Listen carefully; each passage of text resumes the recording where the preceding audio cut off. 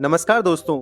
आज हम बात करने वाले हैं भारत की एक ऐसी शख्सियत के बारे में जिसे लोग साइलेंट पीएम कहते, लेकिन असल में इतना जबरदस्त दिमाग रखते कि उनकी एक साइन से पूरे देश की किस्मत बदल जाती। जिसने अपनी खामोशी से दुनिया के बड़े बड़े नेताओं को जवाब दिया। अक्सर लोग जिन्हें मौन मोहन कहते थे। जी हाँ, आज हम बताएंगे डॉक्टर मनमोहन सिंह की वो अनसुनी दास्तान, तारीख और किस्सों के साथ जो आपने कभी नहीं सुनी होगी। I am a politician by accident and I became a prime minister by accident, but having been put in that chair, I've always regarded that political power is a societal trust. इनका जन्म 26 सितंबर 1932 को गाहा नामक गांव में हुआ, जो कि आज के पाकिस्तान के पंजाब प्रांत में स्थित है। पार्टीशन के बाद परिवार भारत आ गया। इनका सपना था कि पढ़ाई से दुनिया बदलनी है। कमाल की बात यह है कि वो खेतों में बैलों को पढ़ाई के लिए प्रैक्टिस ऑडियंस बना लेते थे, खुद पढ़ते और बैलों को सुनाते। कैम्ब्रिज यूनिवर्सिटी से इकोनॉमिक्स में डिग्री ली, बाद में ऑक्सफोर्ड से डीफिल यानी कि डॉक्टरेट की उपाधि प्राप्त की। इतने शांति प्रिय थे कि कभी किसी से बहस में नहीं पड़े, लेकिन जब नंबर आते तो सब हैरान रह जाते थे। ऑक्सफोर्ड में जब एग्जाम हुआ तो पेपर देखने वाले प्रोफेसर बोले, this boy is extra ordinary, he will shine one day. देश की किस्मत बदलने वाला मोड़।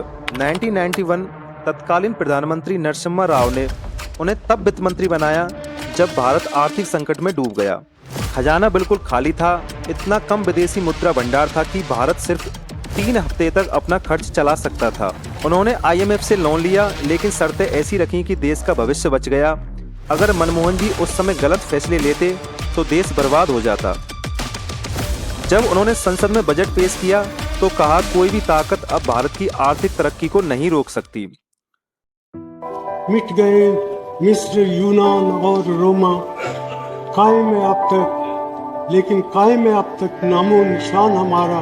कुछ बात है कि हस्ती मिटती नहीं हमारी, सदियों रहा है दुश्मन दौरे ज़माना।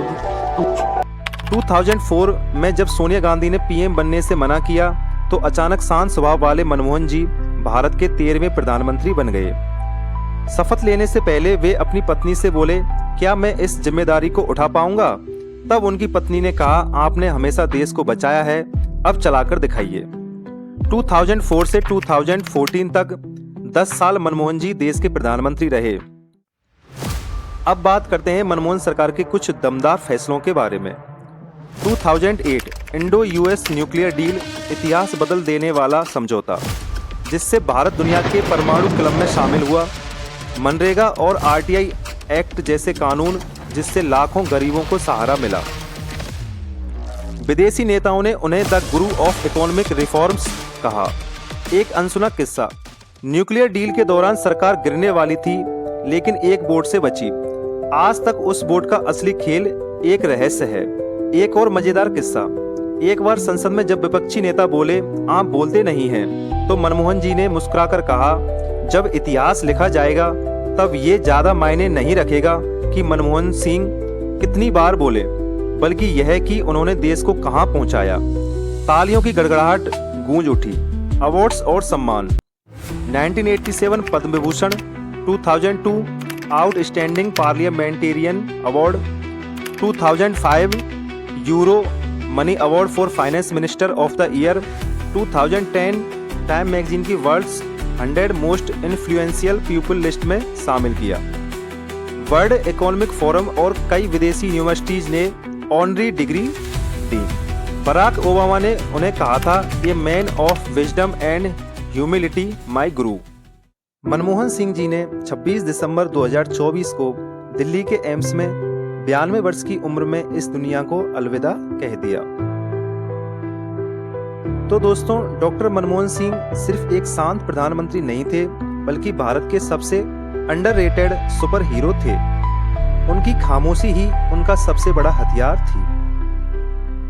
प्रधानमंत्री का पद छोड़ने के बाद भी आपके प्यार और मोहब्बत की याद हमेशा मेरे ज़हन में ताज़ा रहेगी।